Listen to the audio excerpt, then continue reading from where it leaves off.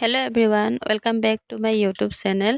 এইটো মোৰ চহানাৰ বিয়াৰ লাষ্ট ভিডিঅ' হয়। তাই বিয়াৰ ৰিচিপশ্যনৰ দিনা ৰাতিয়ে দৰা আহিছিলে আৰু সেইদিনা দৰা ৰাতি প্ৰায় 9টা চাৰে 9টামান বজাৰ সময়ত আহিছিলে। এয়া দৰাৰ গাড়ী আহি পালে আৰু সকলোবোৰ ৰৈ আছে। দৰা ঘৰৰ মানুহ আটাইবোৰ আহি পালে। এয়া বাছ এখনো আহিছে। তেওঁলোকে অহাৰ পিছতে চাওক কিমান ফটকা ফুটাইছে আৰু এই ফটকা কিমান দেৰিলৈকে ফুটি আছে।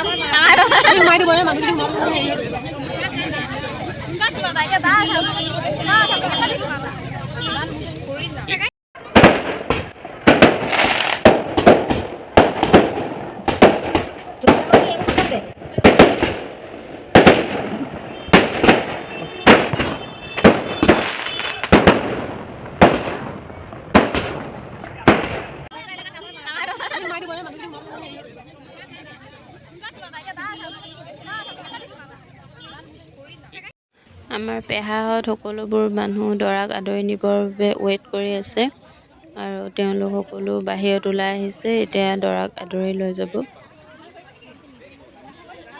এয়া দৰাক লৈ গ'ল, দৰা ভিতৰত বহিলে আৰু এয়া আমাৰ ঘৰৰ মানুহ আৰু দৰা ঘৰৰ মাইকী মানুহ গোটেইখিনি একেলগে বহি আছে।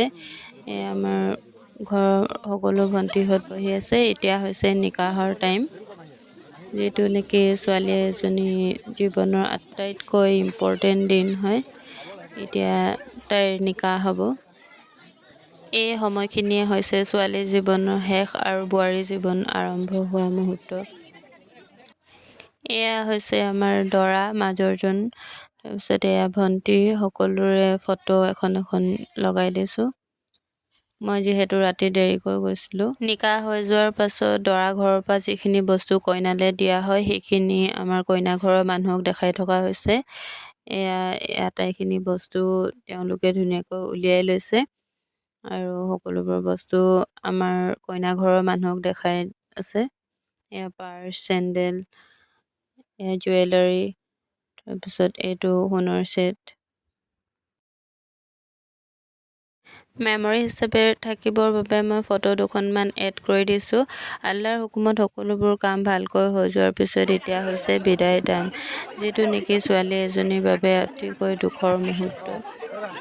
সেই টাইমত তাই ইমানেই বেছি কান্দিছে যে বাৰে বাৰে তাইৰ দাঁত লাগি গৈছে আৰু বিয়া ঘৰ থকা মানে সকলো মানুহ চবেই কান্দি গৈছে। এই মুহূৰ্তটো হৈছে ছোৱালী এজনীৰ বাবে আটাইতকৈ ডাঙৰ মুহূৰ্ত। যিখন ঘৰত সৰুৰ পৰা ডাঙৰ দীঘল হয় সেইখন ঘৰেই এৰি থৈ যাবলগীয়া হয়, কিন্তু সমাজৰ নিয়ম অনুসৰি যাবই লাগিব, উপায় নাই।